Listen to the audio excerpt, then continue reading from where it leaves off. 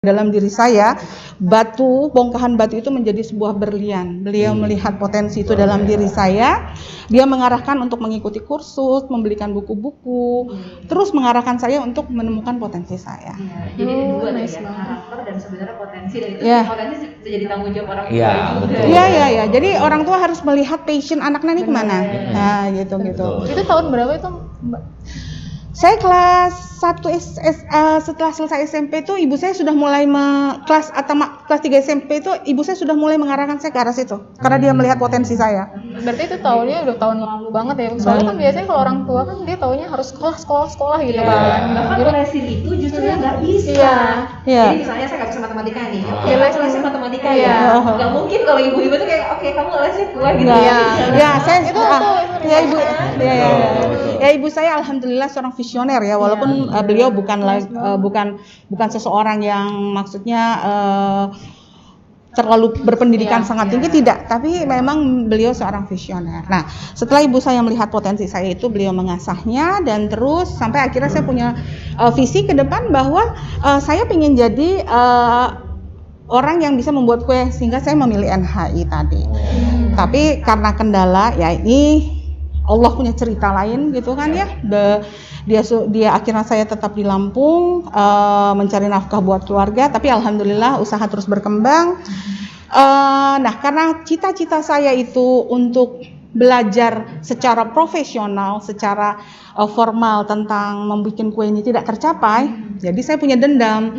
Sehingga akhirnya ketika saya sudah berdiri dan sudah merasa mampu, akhirnya saya terbang ke London untuk mengambil pendidikan di bidang ini. Terakhir itu di satu tahun aja. Kebetulan saya ambil yang paket yang eksekutif, yang padat ya. Itu sebenarnya ditempuh dalam berapa tahun lah ya. Tapi ini saya ambil yang dipadatkan untuk setahun saja itu.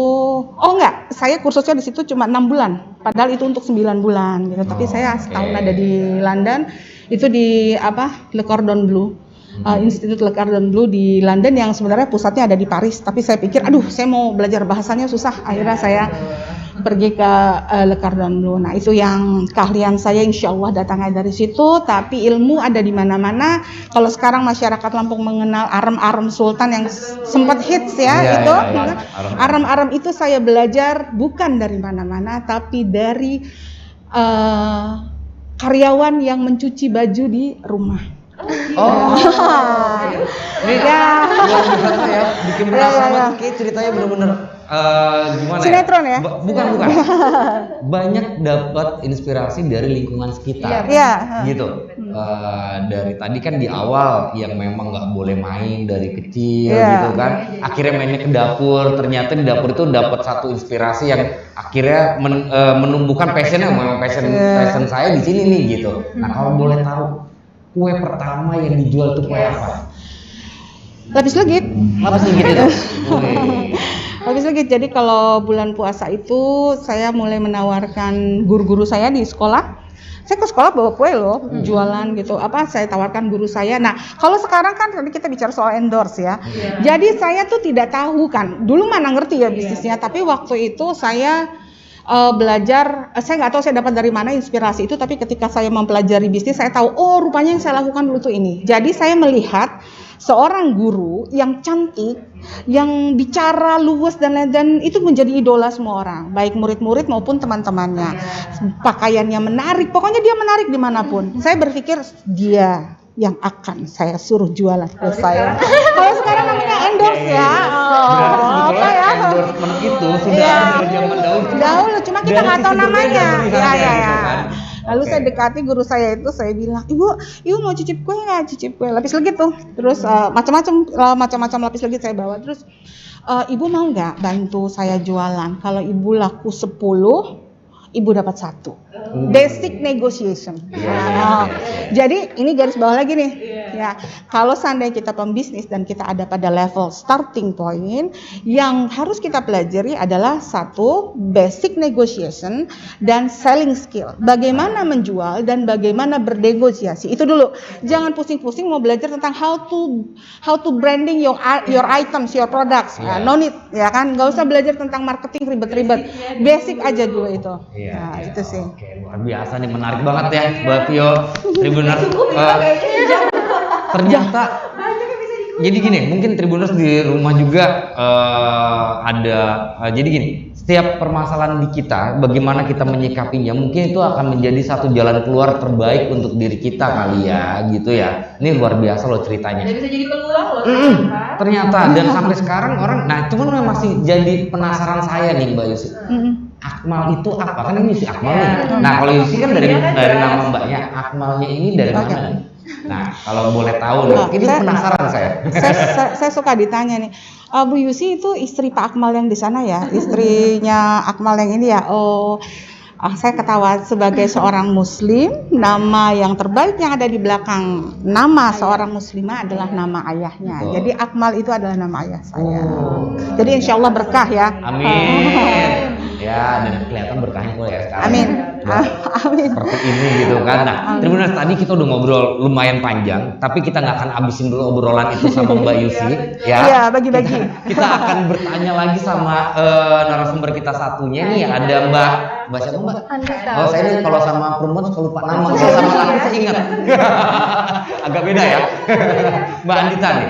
Kalau Mbak Andita sendiri mengawali seperti tadi tuh make up art segala macam itu dari mana?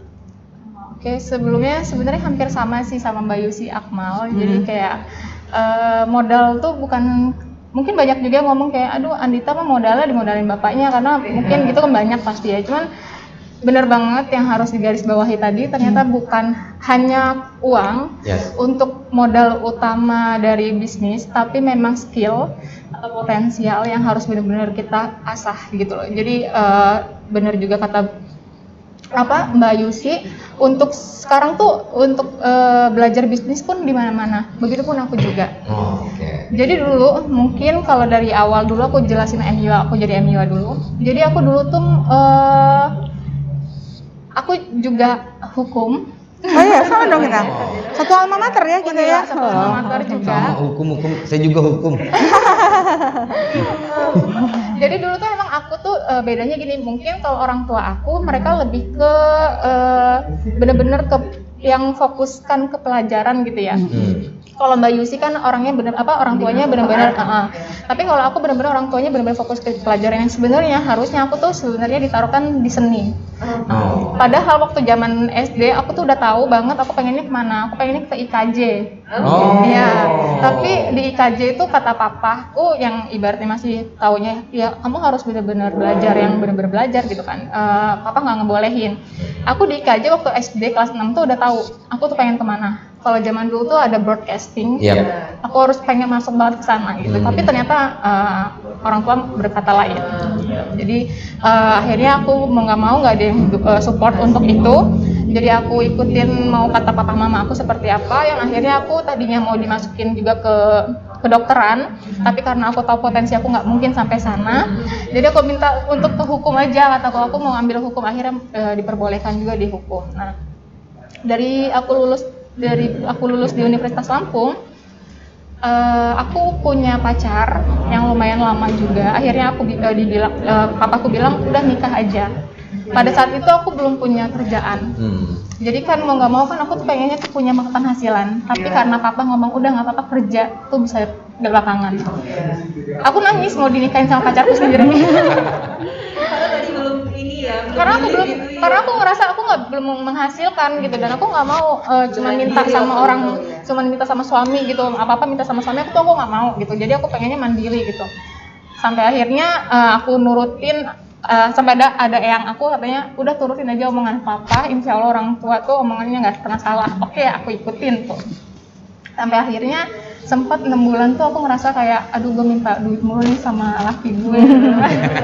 Gak enak banget nih kan. Terus akhirnya aku juga ujung-ujung minta, aku mau usaha kataku kan. posisinya aku di situ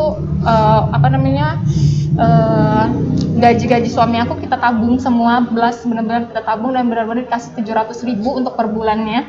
Itu cuma dari kayak per bulan tuh ada polisi itu kan ada gaji tambahan per bulan 700.000 itu cuma dari situ doang.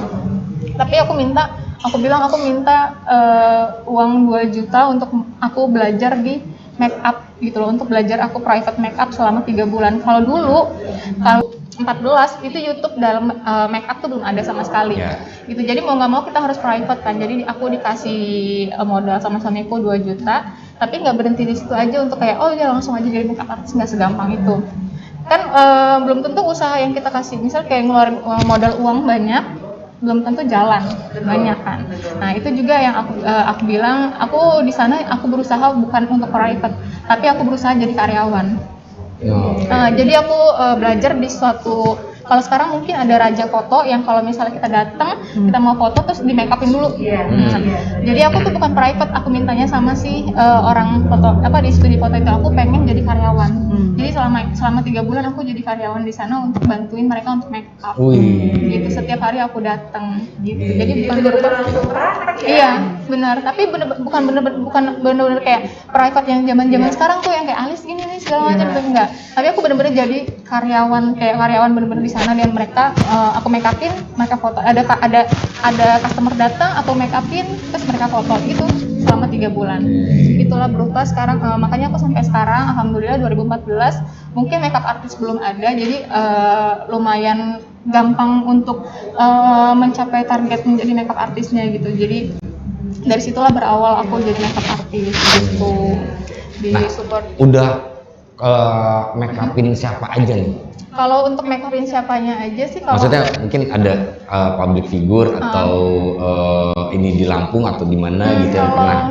Kalau untuk public figure sih aku pernah make upin Natasha Rizky waktu itu. Tapi kalau untuk di Bandar Lampung aku udah pegang istrinya Rido, gubernur. Sama sekarang aku sih sama Bunda Eva sih. Bunda Eva ya. Halo Bunda. Iya. Bunda Eva. Iya. Tersalamin aja sama Bunda Eva dari Mas Tribun gitu. Soalnya dia nggak tahu, kalau saya Ugi nggak tahu, dia taunya Mas Tribun. Mas Tribun. Udah dikenalin berkali-kali, Bun saya namanya Ugi, enggak Mas Tribun kata dia. Dia taunya itu doang. Gitu. Oke. Nah, terus itu pertama di tahun berapa tuh? Mulai kan tadi belajar sambil praktek, berarti jatuhnya gitu kan ya, sebagai karyawan belajar sambil praktek make upin. Nah, after itu tuh tahun berapa mulai bener-bener berdiri sendiri? Kalau untuk berdiri sendirinya aku 2015 udah mulai berdiri sendiri. Jadi dari tahun 2014 ke 2015 itu aku sudah berdiri sendiri. Tapi untuk proses aku bisa pegang pengantin yang aku tuju gitu kan, maksudnya kan dari makeup artist tuh harus pegang pengantin tuh kan, ininya levelnya. Jadi aku baru pegang makeup itu 2017 pengantin. Dari situ aku baru bisa bilang kalau aku makeup artist. Kalau sebelum-sebelumnya aku masih kayak tukang rias aja gitu. Sama kayak saya juga sebelum saya ngosek kang foto doang, megang kamera moto, ya sedih ya. Tukang foto. Iya. Oke, nah terus kenapa bisa akhirnya mengeluarkan ini brand sendiri ya, gitu. Nah, apa pada saat itu apa yang ada di pikirannya Andita? Pengen, gue pengen buat brand sendiri deh gitu, dengan gitu. Jadi karena memang posisinya aku kan sebagai makeup artist, biasanya itu kan kalau makeup artist, biar kita bilangnya tukang makeup, itu kita ngembangin bisnisnya dengan cara bikin dekor, atau bikin punya baju, atau bikin atau punya aksesoris lengkap gitu kan. Nah kalau aku berpikir, kalau aku memang dari awal aku nggak mau yang ada di zona nyaman. Dari mulai dihukum aja, mama aku selalu ngomong masuk notaris kata dia gitu kan, itu terlalu nyaman banget, terlalu ada zona nyaman dan nggak ada tantangan menurut aku, nggak ada challenge-nya. Jadi akhirnya aku bilang kalau dari makeup ini aku mau kemana ya gitu, maksud aku ngembanginnya kemana. Makanya aku lihat potensi yang harus digali di Lampung ini apa, jadi aku bukalah salon and day spa. Gitu, karena aku ngerasa aku setiap minggu aku ke salon ya, terus udah gitu ngerasa kayak salon khusus wanita tuh minim banget di Bandar Lampung. Jadinya aku bukalah Andita Salon and Spa. Banyak banget yang ngomong kayak kenapa lo nggak buka dekorasi gitu. Kalau dekorasi aku gabungin sama makeup artis itu jatuhnya aku nggak dapet pendapatan yang beda. Jatuhnya kayak ya udah sama aja, makeup artis, dekor, base konsumennya sama. Base konsumennya sama. Jadi aku mau kalau mengembangkan dalam arti kata gue punya orang-orang yang beda di marketnya masing-masing gitu. Jadi akhirnya aku pun ke salon. Nah, kenapa aku bisa buat brand tahun ini? Berapa tuh ke itu? salon itu? Salon itu tahun 2000 kalau nggak salah 2018 deh. 2018. Jadi habis Nadine, 2017, 2018 bikin salon. Iya, Oh, udah. cepet gitu. ya. Hebat loh, luar biasa loh. Itu semuanya benar-benar dari tabungan aku yang dari 2 juta yang suami aku kasih untuk modal awal. Itu aku tabungin sama sekali benar-benar pelan-pelan aku tabungin sampai akhirnya dari MUA aku bisa ke salon and spa, lanjut ke si produk ini. Gitu. Nah, iya. Ini produk apaan sih gitu? Malu ya namanya kan laki ya, nggak ngerti gitu kan ya. Nggak ngerti, orang pakai sabun cuci muka aja udah seneng gue bang. Kalau pakai. Jadi aku juga baru menyadari gitu kalau yang aku jalanin sekarang tuh adalah jasa. Jadi bisnis jasa yang artinya aku belum punya produk yang untuk dijual. Waktu pas kita pandemik awal tuh bulan berapa sih? Bulan Maret tahun kemarin ya. Bulan Maret kemarin itu aku tuh ngerasa kalau makeup aku, salon aku semua tuh tutup. Dan kalau makeup mungkin masih cuman berkurang banget, tapi kalau salon itu kemarin sempat tutup 1 bulan. Terus kebetulan aku kan jadi BA-nya Bening Klinik Lampung ya, jadi skincare itu. Jadi aku ngerasa gini, Dokter Oki juga tutup waktu itu pas treatmentnya. Tapi aku bilang dalam hati, Dokter Oki tapi masih punya produk nih yang dijual, jadi masih ada pemasukan dong. Mau nggak mau gue harus juga deh punya. Ya itu ya. Juga ya? Hah? Ada the power of kepepet? Nggak kepepet sih sebenarnya, cuman kayak ngerasa aja gue harus ngeluarin juga nih, dalam arti kata gue harus ngembangin juga suatu bisnis gue yang nggak harus di situ-situ aja gitu. Jadi mau nggak mau itulah ilmu yang ada di sekitar kita, jadinya kita masukin ke dalam bisnis kita. Dalam satu halnya, awalnya aku nggak sampai bikin kayak gini, aku cuman bikin produk yang aku bikin sendiri, aku racik sendiri, mau aku jual gitu aja. Ternyata kalau kosmetik itu nggak bisa kayak gitu. Ya.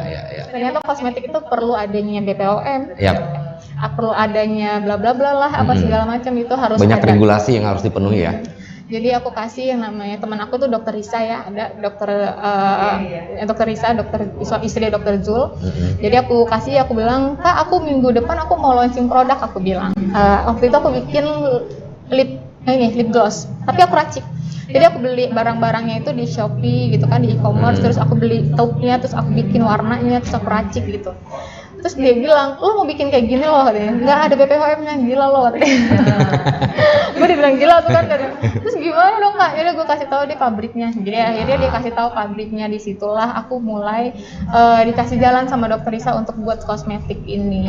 Gitu ceritanya. Kalau ini apa nih? Ini pegang boleh ya? Boleh. Meledak nggak ini? Ya namanya kan kita nggak ngerti. 3 warna. Iya. Ini apa nih?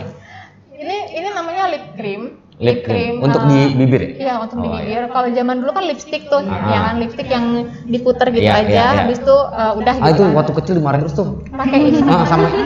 sama nyokap gue dimarahin terus, patah terus punya dia. Puter-puter. Namanya kita anak kecil ya.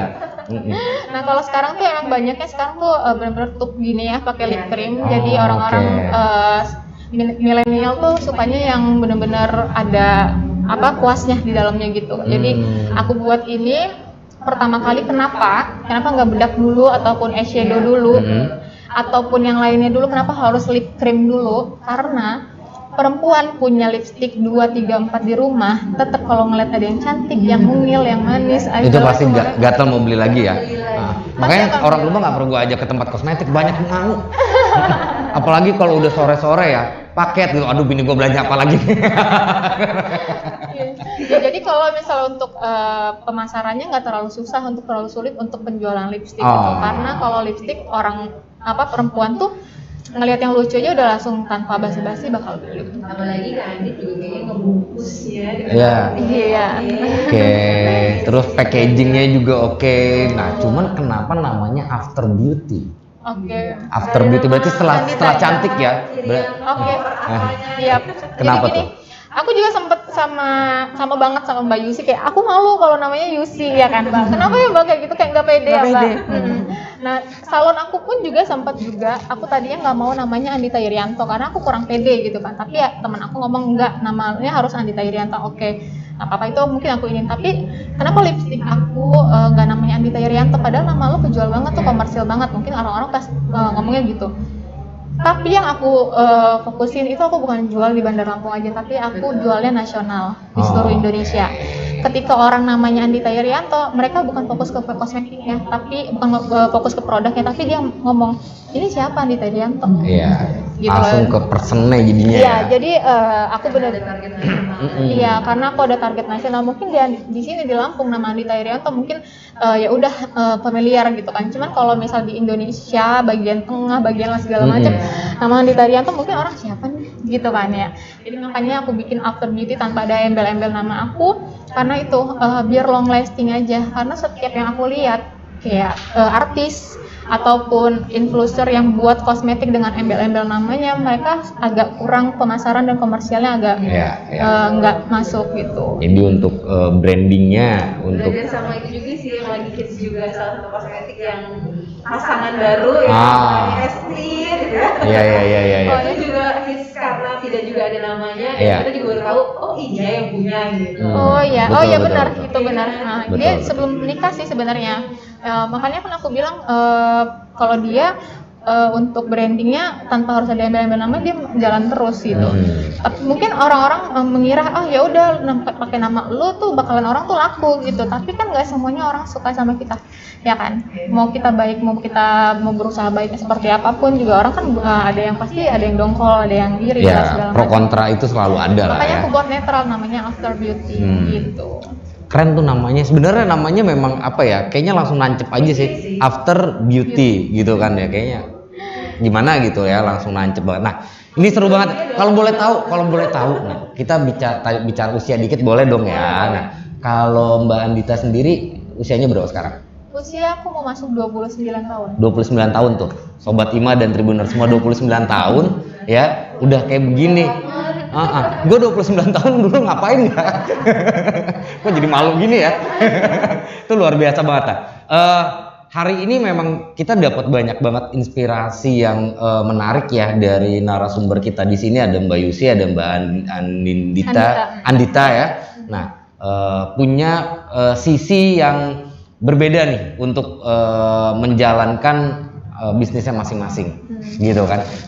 Basicnya ada yang memang dari karena suatu tuntutan gitu ya Mbak Yusi ya. Terus juga ada yang memang ini juga sebenarnya tuntutan, tapi dari sisi yang lainnya, gue malu nih minta duit terus sama suami gitu kan. Akhirnya memicu untuk membuat suatu bisnis atau usaha atau yang sesuai dengan passionnya gitu.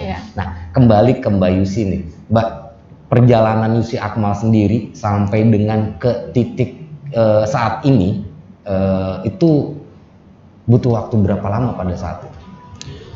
Cukup lama ya. Jadi setelah saya jadi, sebenarnya kalau sekarang tuh lamanya itu karena ini rumahan. Jadi kalau sekarang orang istilahnya ghost kitchen atau apa itu ya, sebenarnya Yusi Akmal sudah lama jadi ghost kitchen. Puluhan tahun jadi ghost kitchen. Baru di tahun 2011 ya Yusi Akmal tuh baru punya toko di pinggir jalan. Nah itu pun orang tuh banyak berpikir bahwa kok Yusi Akmal bisa cepat banget ya, 2011, 2000 next langsung setahun kemudian kita bikin cabang ke Daton, langsung tek cuma dalam waktu setahun tuh setiap setahun satu cabang, bahkan waktu itu kita pernah 1 tahun 2 cabang. Tapi karena itu tadi kita tuh matang di dalam, jadi memang kita sudah dikenal orang dan di dalam itu memang sudah kuat gitu, jadi tidak trial error itu sudah kita lalui gitu, jadi akhirnya begitu. Tapi seperti yang Andita bicarakan tadi soal zona nyaman, jadi sebagai seorang pembisnis memang itu kita tidak boleh berada di dalam zona nyaman. Sebenarnya zona nyaman itu adalah tipuan, bukan zona nyaman. Ketika kita merasa nyaman itu ilusi ya? Ya ilusi semata ya. Sebenarnya ketika kita berada di zona nyaman, justru sebenarnya kita berada di zona zona berbahaya. Oke. Karena jadi zona karena zona nyaman itu tidak memotivasi kita untuk bertumbuh. Sedangkan kita itu harus bertumbuh gitu. Karena tumbuh itu adalah lambang kehidupan. Coba tanaman. Ini kan banyak nih ibu-ibu sekarang yang gila tanaman ya. Ada yang bolong, ada yang apa gitu ya. Ada bolong. Tanaman itu kita bilang hidup kalau apa? Kalau dia tumbuh kan, ya punya tunas baru. Begitu juga dengan kita. Ketika kita tidak bertumbuh secara intelektual, ketika kita tidak bertumbuh secara mental, ketika kita tidak bertumbuh secara ekonomi, berarti kita tuh mati. Jadi kita tuh harus tumbuh terus gitu. Jadi zona nyaman itu adalah kita nyaman saja berarti kita nyaman dengan itu, dan akhirnya kita akan menghampiri kematian. Jadi kalau pengusaha enggak. Ya kalau dari cerita saya dan dari cerita Mbak Andita, memang kita ada dalam dua bisnis yang berbeda. Tapi coba dilihat benang merahnya sama gitu. Jadi seperti saya bilang tadi bahwa modal utamanya adalah karakter. Saya rasa apa yang ada dalam pikiran Mbak Andita itu sama dengan apa yang ada dalam pikiran saya gitu. Terus tadi kalau kata Mbak Andita apa tadi yang soal pandemi. Nah, ketika pandemi terjadi banyak sekali pembisnis yang aduh bagaimana gitu ya. Tapi ada tiga tipe pembisnis yang menghadapi pandemi ini. Pertama adalah mereka yang bilang sudahlah kita berhenti aja dulu. Setelah ini selesai kita baru jalan. Ada tipe pembisnis yang tidak, saya jalan terus apapun yang terjadi. Ada pembisnis yang lebih hebat lagi, yang terus dia langsung sensitif terhadap keadaan dan beradaptasi, melakukan inovasi-inovasi. Nah dari sini terlihat kan, ini pandemi hampir sudah mulai, entah sudah mulai mau berakhir atau kita udah mulai biasa. Berulang tahun dia ya. Apakah dia mau berakhir? Apa kita udah terbiasa? Kayaknya sih udah terbiasa.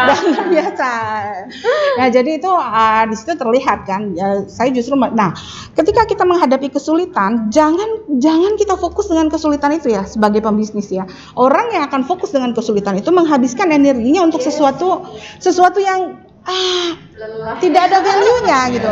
Tapi ketika kita mengalami kesulitan itu, kita harus menjadikan kesulitan itu sebagai sumber energi untuk melakukan sesuatu hal yang baru gitu. Jadi bukannya malah fokus terhadap ketakutannya. Apalah artinya kesulitan kalau itu membuat kita menjadi lebih pintar. Ya kan? Gitu. Jadi saya itu yang selalu menjadi moto saya ketika saya membangkitkan semangat anak-anak itu ya. Kesulitan itu apalah artinya kalau dia membuat kita jadi lebih pintar, membuat kita jadi lebih kreatif gitu. Kadang-kadang orang tuh yang dibesar-besarkan kesulitannya gitu. Keluhan dari keluhan. Betul. Dulu pernah nih saya waktu itu kebetulan saya ada event masalah badminton chess. Nah, jadi memang itu Sumatera pada saat itu kita di Lampung Walk. Mereka request snacknya minta UC Akmal. Alhamdulillah. Serius. Dan kalau nggak salah saya pesannya itu yang dekat ke arah Brimob itu ya, memang itu memang itu awalnya memang itu yang biasa gitu. Sekarang itu jadi kantor kita kan. Jadi pusat kantor kita di situ. Nah ini pada apa yang dilakukan oleh Mbak Yusi ini sehingga brand image itu nancep banget nih, bahkan sampai orang yang di luar Lampung gitu. Karena pada saat itu kalau nggak salah itu event itu satu Sumatera ya, eventnya si PPN kalau nggak salah Sumatera, dan yang request itu GM itu kan bukan stay di Lampung, GM itu stay di Medan, dan dia requestnya UC Akmal. Nah itu apa tuh yang bisa menurut versi dari Mbak Yusi sendiri ya, sampai akhirnya brand image si UC Akmal sendiri bisa nancep bahkan sampai keluar Lampung. Dan jadi top of mind juga ya. Gitu. Ya, alhamdulillah kalau bisa sampai seperti itu ya. Sebenarnya saya menjalankan bisnis ini awalnya tanpa ilmu. Tapi terus kemudian karena tuntutan dari banyak karyawan yang sudah ikut saya puluhan tahun, itu menjadi amanah buat saya untuk bahwa perusahaan ini harus terus berkembang. Sehingga saya mempelajari bisnisnya. Level selanjutnya dalam berbisnis itu adalah ketika sudah kita pada ada level yang multiplying ya, systemizing terus multiplying, itu kita harus bicara soal branding ya. Nah, branding itu kan persepsi orang tentang produk kita ya. Tapi kalau di makanan, sehebat apapun kita membranding membranding diri kita. Sebenarnya rasa dari produk kita itulah yang akan membrand dan menancapkan image di kepala. Balik ke produk. Jadi gigit itu sama ini sama gitu kan ya. Kayak kalau kita gigit tadi itu lempernya itu sama. Seperti misalnya begini, seperti tadi Mbak Anita juga bilang produk-produk yang dengan merek-merek artis. Itu kan sebenarnya mereka nge-branding, brand ambassador, membranding diri. Ini gini kan ya. Tapi coba lihat sekarang bakery artis sekarang pada berjatuhan ya. Dan mulai ini juga ya makanan ya. Iya. Makanan juga. Makanan juga oleh-oleh ya pada berjatuhan. Itu karena apa tadi? Mereka membranding gitu kan. Tapi ya itu tadi, sehebat apapun branding itu kan memberikan janji. Terus mereka akan dari janji yang diberikan lewat branding itu ada experience ketika mereka memakan produk kita, menggunakan produk kita. Setelah ada experience baru ada pembuktian. Terbukti nggak apa yang mereka janjikan? Ketika itu tidak terbukti, nggak ada guna branding itu. Janji itu tidak ada guna.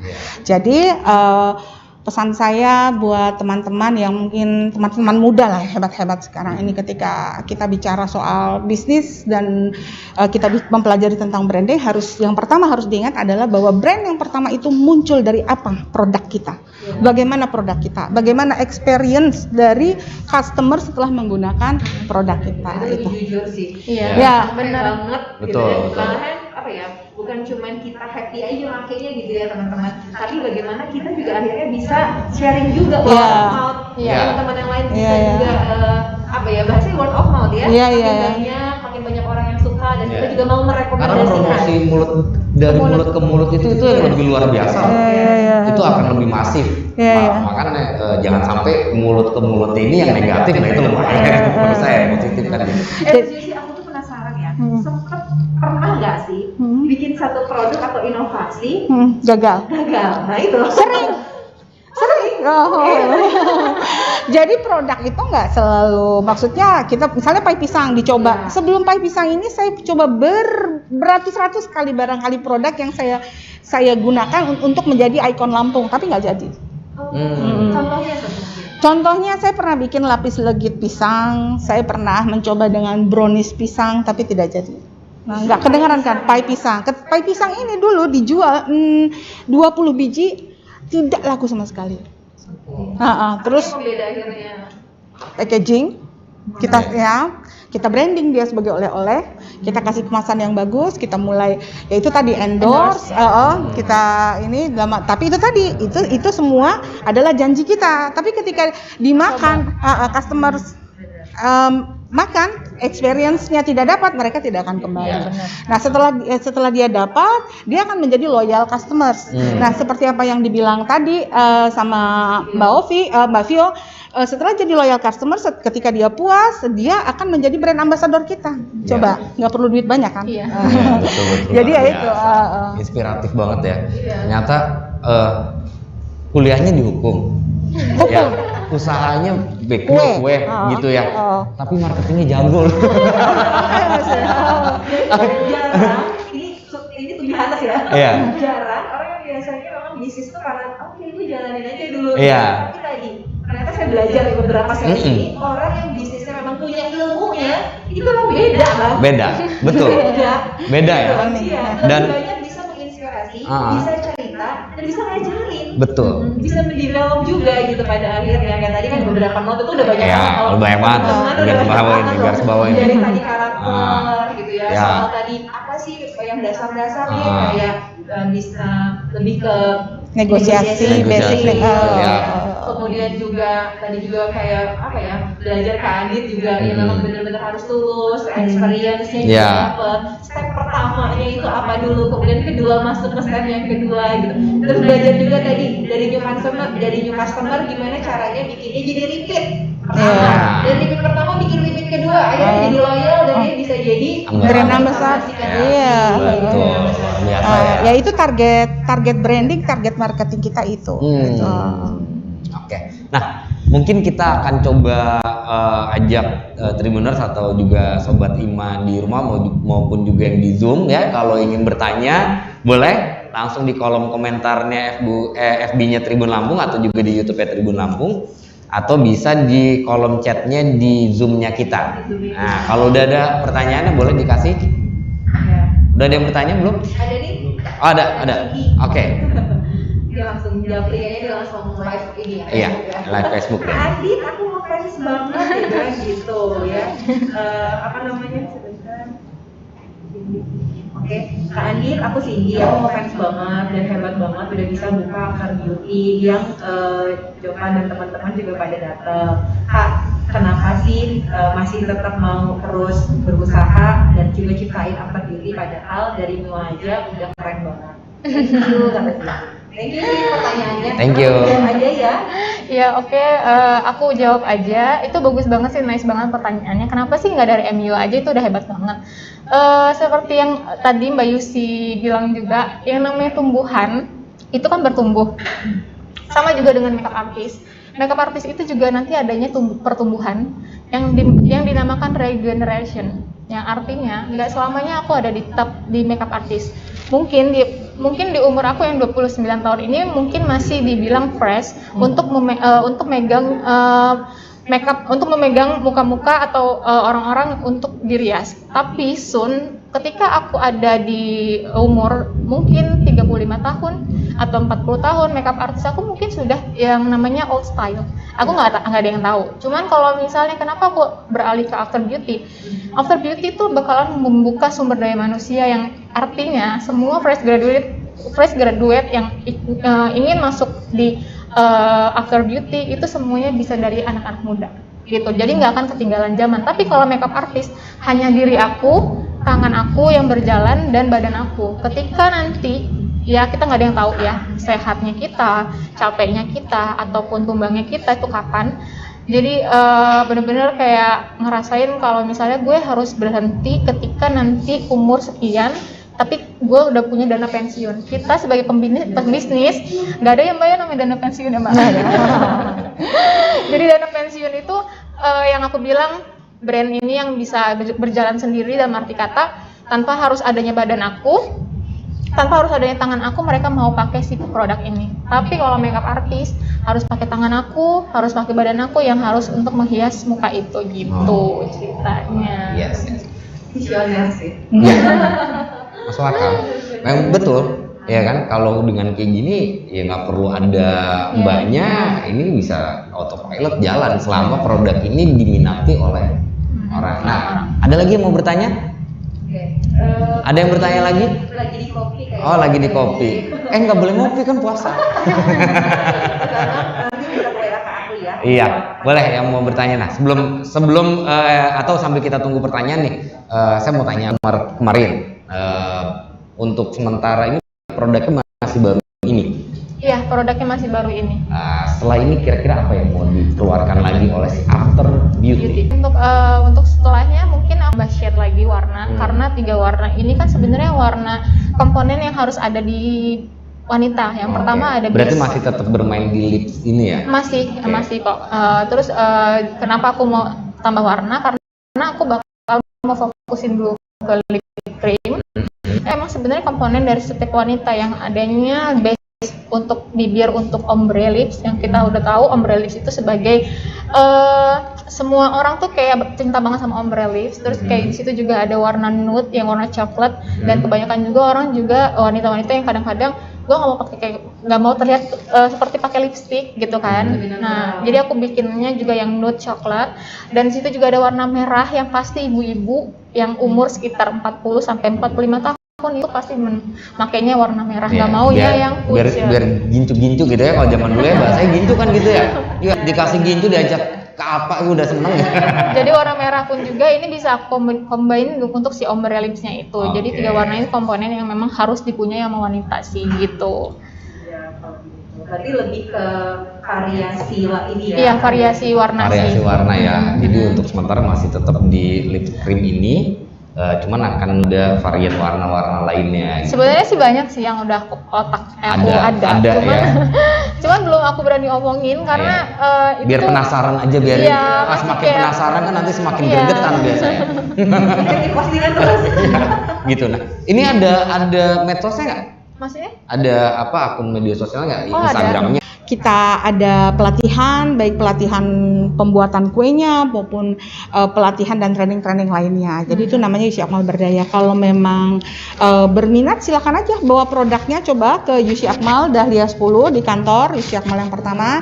Nanti itu Brimob berarti ya? Ya, yang Brimob bawa produknya ke sana, nanti kita lihat, kita cicipin. Setelah itu kalau memang seandainya kita rasa ini sesuai dengan standar kita, nanti kita bisa berkolaborasi. Nah, itu Mas Wawan, jadi terbuka banget justru untuk kolaborasi dan nanti masuknya ke UC Akmal Berdaya. Iya, iya. Soalnya UC Akmal Berdaya udah jalannya gimana nih? Mungkin bisa di-share juga sama kita. Oh iya. UC Akmal Berdaya itu sebenarnya adalah tadinya itu mimpi saya ketika saya mengalami kesulitan keluar dari, saya bilang tadi, tembok-tembok yang membatasi saya untuk keluar dari kesulitan keuangan. Saya tuh butuh sekali orang yang membimbing saya, membantu saya gitu.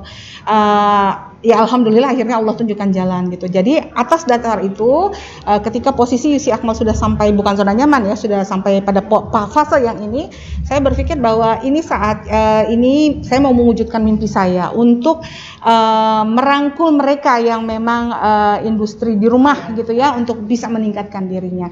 Jadi awalnya itu banyak teman-teman yang suaminya tidak bekerja, lingkungan dekat kita suaminya tidak bekerja, atau suaminya bekerja tapi penghasilannya tidak seberapa, kesulitan, orang tua tunggal yang dia bisa bikin sesuatu tapi belum sempurna dan ini nggak layak jual gitu. Mereka datang ke saya kasih resep, saya ajarkan ini bahan baku yang dipakai, jualnya bingung, jual ke saya, jadi jual ke kita ya. Dan itu sudah alhamdulillah sudah banyak. Dan sekarang UC Akmal Berdaya ini karena pandemi ini juga ya, makanya pandemi ini tidak selalu buruk ya. Itu kita malah merangkul lebih kuat lagi, malah kita sekarang seperti sebuah komunitas, kita sering adakan pertemuan, kita sering adakan training buat mereka, bahkan kita ada yang namanya ya sebuah perkumpulan lah gitu ya, yang kedepannya kita ayo Bu Yusi kita bikin koperasinya dan lain sebagainya. Tapi memang ini kita buat untuk pemberdayaan ibu-ibu di rumah untuk meningkatkan ekonomi keluarga. Dan ya, tadi juga poin utamanya adalah ada role model, gitu ya, gitu ya. Jadi ada benar-benar role model, ada tempat untuk mereka tuh cerita.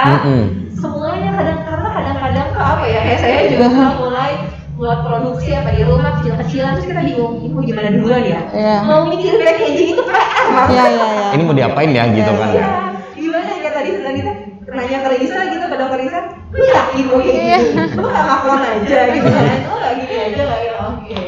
Jadi thank you banget Yusi ada ininya ya, alhamdulillah. Ada tempat, ada wadah teman-teman UMKM yang mungkin juga nanti kepikiran kayak Mas Mamang untuk kolaborasi bisa langsung ke kantor UC Akmal yang di dekat Brimob. Dekat Brimob ya, dekat Jalan apa itu ya?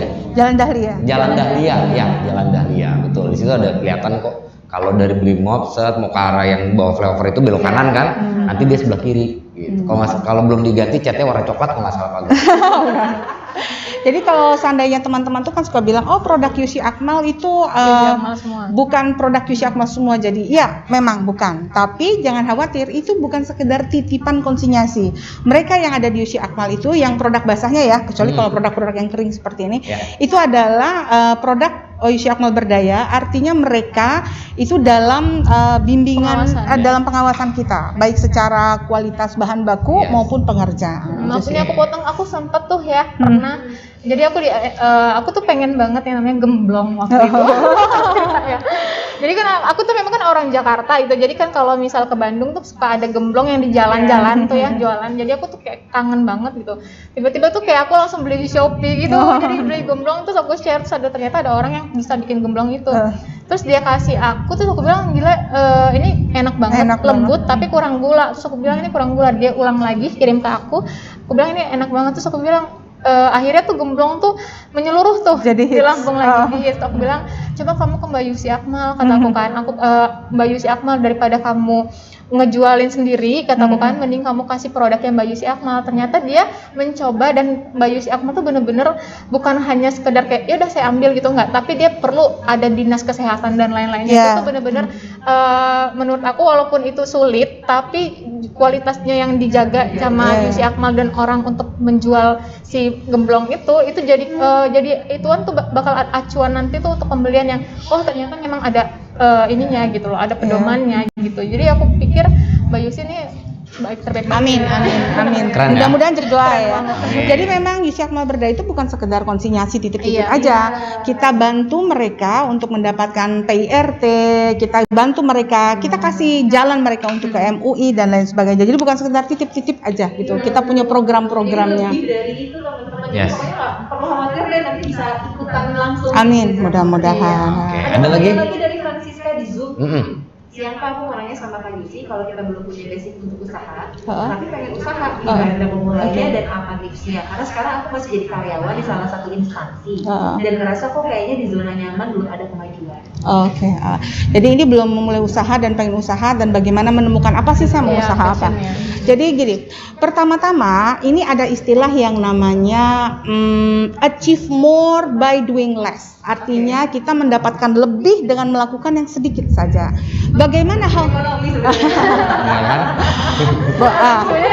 ekonomi sih gitu kan. Nah, jadi bagaimana sih kita bisa mendapatkan lebih besar, lebih banyak by doing less dengan melakukan sesuatu yang kecil? Adalah kita harus ibaratnya mendayung, kita harus mendayung mengikuti arus air, bukan melawan arus air. Arus air dalam diri kita itu apa? Passion. Nah, jadi jadi jangan lakukan sesuatu yang kamu tidak sukai. Jadi kalau pikir aku tuh harus bisnis apa ya, gitu kan ya. Jangan nggak bisa masak tapi bisnisnya kuliner. Nah, itu kan seperti mendayung ke arah yang berlawanan arah ya. Ya seperti misalnya Mbak Andita ya, bisnisnya kue. Atau saya disuruh make upin orang gitu kan ya. Aduh, nggak banget deh. Coba kita sehari aja deh Mbak. Iya. Boleh. Nah, jadi seperti itu. Jadi apa sih yang harus saya lakukan? Bisnis apa saya? Coba cari. Sebenarnya siapa kita? Ya kan? Apa sih sebenarnya kita? Terus bagaimana cara menemukan passion? Mudah. Jadi pertama cara menemukan passion adalah apa sih yang kita lakukan tapi membuat kita lupa waktu. Ya kan, misalnya kita kalau ngerjain ini pasti Mbak Adita juga kan kalau rias-rias lupa waktu kan dulu kan senengnya dandan gitu kan. Kalau saya dulu dari kecil senengnya tuh di dapur gitu kan. Coba apa sih yang kita lakukan terus membuat kita lupa waktu. Terus yang kedua kita bisa juga mencari dengan cara ketika kita buka Google ya, apa yang kita cari? Apa yang kita buka YouTube, apa yang kita cari? Medsos, apa yang kita cari? Coba lihat apa yang kita cari, itulah ketertarikan kita. Nah, jadi seperti itu. Setelah kita menemukan passion kita, arah kita kemana, mudah-mudahan gampang karena kita tidak merasa berat menjalankannya. Nah, itu cara menemukan passion. Terus cara melakukannya gimana? Latihnya seperti apa? Misalnya, ternyata saya itu pengen jadi punya restoran, saya itu bisa seneng masak, saya mau besar restoran. Jangan berpikir dulu bahwa saya harus bikin restoran itu target tak nanti akan lelah. Tapi caranya gunakan level otak kita ketika benar-benar dia pada puncak tertinggi itu ketika kita bangun tidur, gunakan 10 menit untuk menggali tentang potensi itu. Jadi cari itu restoran yang paling saya suka 10 menit setiap hari. Nanti you will find a way. Jadi ya itu tadi, jalan aja dengan cara seperti itu. Nanti akan ketemu jalannya gitu. Karena sebenarnya kita tuh jadi magnet dengan cara seperti itu, kita tuh magnet menarik alam itu untuk kita terarah ke sana itu sih ya. Mudah-mudahan bermanfaat ya. Iya. Tapi benar loh, saya setuju loh dengan apa yang disampaikan Mbak Yusi ya. Kalau memang kita menjalankan satu hal itu sesuai dengan passionnya kita pasti lupa waktu. Iya. Itu agree banget. Karena saya sendiri nih, saya berapa kali saya sendiri berapa kali saya ditawarin kerja di salah satu brand rokok gitu ya. Walaupun sama-sama di bidang promosi, tapi saya nggak ambil. Karena base-nya saya bukan di situ gitu. Saya lebih senang broadcasting yang seperti ini, event, activation gitu kan. Dan kalau dia itu udah pasti lupa. Kayak sekarang nih kita mungkin sama teman-teman sama tim saya, kita udah nggak ngerasain lagi namanya tanggal merah. Benar. Jadi buat kita itu nggak ada tanggal merah, tanggal hitam semua gitu. Tapi kita fun aja, jalan itu kita fun aja gitu. Ya itu setuju banget apa yang disampaikan sama. Passion ini kalau saya nambahin jadinya value juga ya. Ada value dalam diri yang gue suka sama itu. Klik juga. Tapi kalau misalnya tadi ada passion terus kerjaan kita juga nggak sesuai sama value kita, pasti agak lumayan mikir juga tadi ya, kepikiran juga kan namanya orang harusnya. Iya. Nah, tadi untuk yang nanya, boleh ya kita kasih giveaway ya? Oh boleh dong. Buat Cindy yang tadi nanya sama Kak Andit, bisa langsung drop alamatnya di Facebooknya kita di DM aja atau di Zoom. Kemudian untuk ada 2 tadi, ada Maman sama Francisca juga bisa info aja ya alamatnya, karena kamu dapetin giveaway dari Kak Andit 1 dan dari sesi 2 untuk Maman 1 dan juga untuk Francisca tadi yang tanya di Zoom. Boleh, atau mungkin bisa dimunculin nomor telepon dari tim aja, nanti bisa dihubungin nomor teleponnya ke situ, nanti ada di bawah sini nih. Bentar lagi diketik dulu ya. Nanti dia muncul di bawah sini. Boleh. Atau boleh ke Damarian, itu ada di jalan apa ini ya? Kudu. Jalan Ria Kudu ya, di jalan Ria Kudu. Pokoknya dan 2 sebelah kiri ada yang paling besar. Ada tulisan gede tuh Damarian gitu ya. Pokoknya bisa juga ke sini. Balihonya lumayan besar gitu. Nah, balik lagi tadi sebelum ini ya. Ke pertanyaan selanjutnya sebentar, nggak apa-apa ya Mbak Yusi ya. Nggak apa-apa. Tadi saya ada beberapa poin yang disampaikan oleh Mbak Yusi ini, saya setuju banget ya. Kayak tadi dari siapa yang terakhir nanya itu tentang mau usaha itu gimana sih gitu. Ya jalan aja dulu. Karena saya pun juga saya pernah berada di titik dimana saya sedang jenuh dengan event. Ya kita pasti ada ya titik jenuhnya gitu. Saya banting setir loh Mbak waktu itu. Saya jualan bubur bayi. Serius? Sampai sekarang masih? Sampai sekarang masih. Saya jualan bubur bayi. Tapi pada saat itu saya pulang kampung. Saya asli Bogor. Saya pulang kampung ke Bogor. Karena saya berpikir gini, kalau gua membuka awal di Lampung, marketnya gua kurang. Karena teman-teman gua yang seumuran gua dan dia pasti masih punya anak baby pada saat itu ada di Bogor. Karena saya asli Bogor. Jadi saya pertama buka di Bogor. Dan itu memang kalau bisa dibilang agak curang sih ya caranya. Saya franchise sama salah satu brand bubur bayi itu. Saya pelajarin detailing. Saya cuma target saya sebulan detailnya saya harus bisa. Setelah detailnya saya bisa, saya putus. Saya nggak franchise lagi. Kebetulan sepupu saya dia ahli gizi anak. Saya samperin, gue pengen ini menu lu rubah. Karena ini menu pasti udah ada ininya karena patennya. Ini menu dirubah, gue buka brand sendiri, gitu. Jadi akhirnya diolah-olah sama dia menunya. Terus akhirnya ya udah kita olah sendiri. Dan memang betul kita perlu dulu jalanin itu.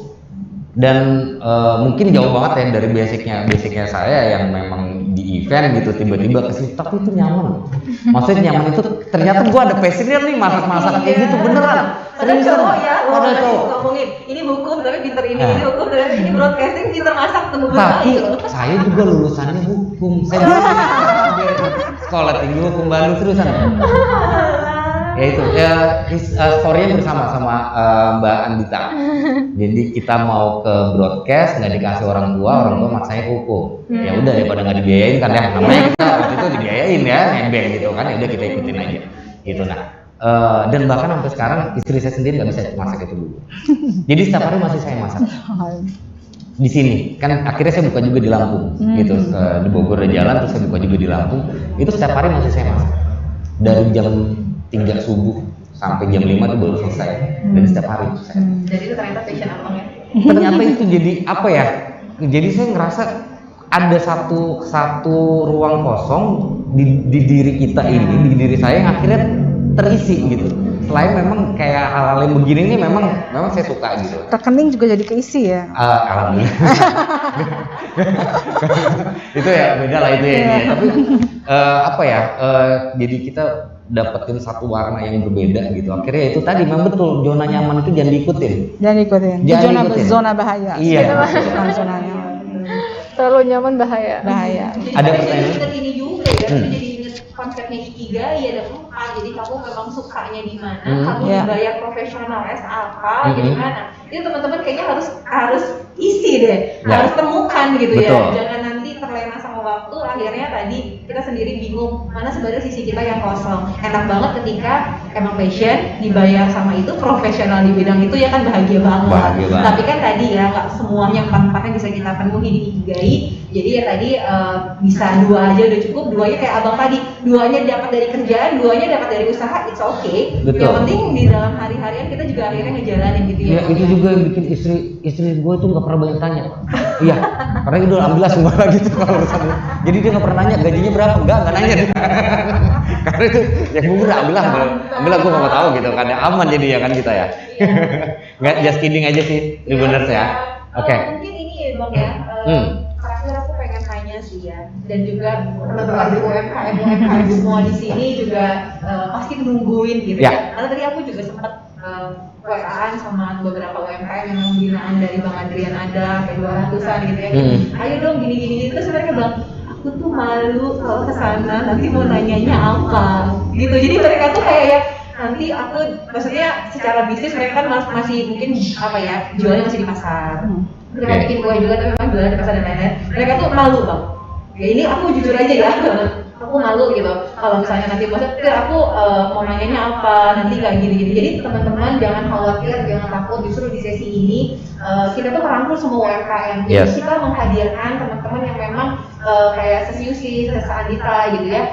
Itu tuh benar-benar untuk inspirasi di mana kita bisa belajar apa, poinnya apa. Ternyata memang tadi ada yang udah langsung aja, memang juga diimbangi dengan ilmu yang ada dan lain-lainnya. Ditambah Sesiusi juga punya ilusi amal berdaya. Manfaatkan sebaik-baiknya, nggak perlu takut, nggak perlu khawatir. Kalau yang kemarin masih takut, ya monggo langsung hajar aja. Mungkin kalau misalnya di event begini masih agak malu-malu, nanti bisa langsung ke kantor gitu kali ya. Iya, betul. Jadinya lebih agak enakan gitu. Agak enakan gitu.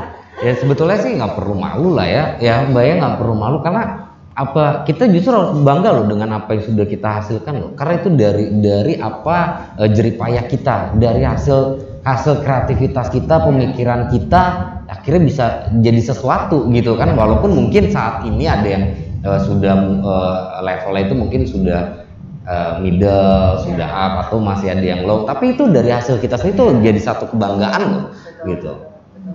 Ada yang mau bertanya lagi atau udah cukup? Tadi pertanyaannya mungkin terakhir dari aku. Tips and trick untuk UMKM yang saat ini sedang berjuang. Nah, boleh dari siapa dulu nih? Mungkin dari Sesiusi, dari segi teman-teman UMKM makanan atau mungkin juga keseluruhan, dan Mas Andis mungkin yang dari kosmetik juga, atau secara keseluruhan tips-tips untuk teman-teman UMKM di rumah yang juga ada nontonin dan pengen banget dapetin langsung tips dan triknya. Ya, monggo silakan. Saya dulu. Oke. Kalau tips dari saya buat teman-teman yang berbisnis berusaha, yang utama itu adalah terus bertumbuh dan belajar. Itu yang pertama. Yang kedua, niatkan untuk kebermanfaatan. Jadi bukan hanya sebatas untuk menghidupi diri sendiri, tapi bermanfaat untuk orang banyak. Ketika kita hanya memikirkan diri kita sendiri, maka yang datang itu akan hanya cukup untuk diri kita. Tetapi ketika kita berpikir untuk kebermanfaatan orang banyak, maka kita akan terkaget-kaget melihat berkah dan rahmat yang Allah berikan. Itu aja. Oke, thank you. Nah, sekarang dari Mbak Andita. Iya. Kalau aku hampir mirip juga, hampir sama juga. Kalau aku juga intinya jangan pernah berpikir untuk diri sendiri, tapi berpikirlah untuk orang sekitar. Karena doa dari orang sekitar pun itu luar biasa banget hasilnya. Dan untuk yang UMKM-nya lagi posisi lagi down, itu jangan takut untuk melangkah dan memulai yang baru, atau kalian punya suatu ide yang sangat-sangat harus dikeluarkan, itu kalian harus keluarkan. Benar-benar harus percaya diri dan yakin pada diri sendiri, itu sih. Thank you. Gak kerasa banget ya Sobat IMA semua dan juga Tribuners, ini obrolan seru banget nih hari ini ya. Kita dapat banget banyak inspirasi yang ternyata di luar dari apa yang kita bayangkan gitu kan. Seperti dari Mbak Yusi, basicnya segala macam bla bla sampai akhirnya punya Yusi berdaya. Terus juga dari Mbak Andita, cabangnya juga banyak banget. Jadi ngiler kan ya. Ini jam-jam rawan nih, jam 3 nih biasanya. Langsung dari ke siap mah. Iya. Nah, terus juga dari Mbak Anditanya yang ya visioner juga lah ya, berpikir ke depan. Kalau nanti di usia sekian, kalau saya masih jadi makeup artist, saya harus tetap turun dan segala, sampai akhirnya berpikir gimana caranya membuat satu produk yang tetap masih ada benang merahnya dengan ininya beliau kan gitu ya, Mbak. Oke. Mudah-mudahan nih sesi kali ini sangat inspirasi sekali buat teman-teman gitu ya. Ada beberapa banyak banget, ada beberapa lagi tadi saya sempat sebutkan gitu. Teman-teman juga mungkin teman-teman UMKM lain kalau misalnya memang butuh ngobrol lagi lebih lanjut dan lain-lain, ini basecamp-nya Ima di sini ya, Bang Adrian, udah izin. Jadi kalau misalnya teman-teman UMKM memang ada sesuatu yang ingin diceritakan, kalau misalnya mau sharing, itu nanti kita ada juga wadahnya. Kemudian kita juga ada beberapa coaching atau mentor-mentornya untuk membantuin juga gitu. Jadi nanti punten juga ya kalau sekarang Anita atau kasih sesi kalau misalnya nanti kita bikin sesi training lagi bareng sama UMKM, mungkin bisa menyediakan waktunya juga untuk bisa sharing bareng sama mereka begitu ya. Jadi mudah-mudahan nanti dari sisi inspirasinya dapat, dari sisi belajarnya dapat, teman-teman UMKM di rumah juga jadi bisa langsung mengaplikasikan beberapa poin atau tips-tips yang udah di-sharingin hari ini. Gitu ya Bang ya? Ya, betul. Oke, Tribuners dan juga Sobat Ima, terima kasih banyak sudah stay tune di Tribun TV Lampung di Festival UMKM Ima. Nggak kerasa hampir 1 jam lebih, hampir 1 jam setengah kita bersama, dan akhirnya kita harus undur diri. Terima kasih buat yang sudah stay tune dari tadi.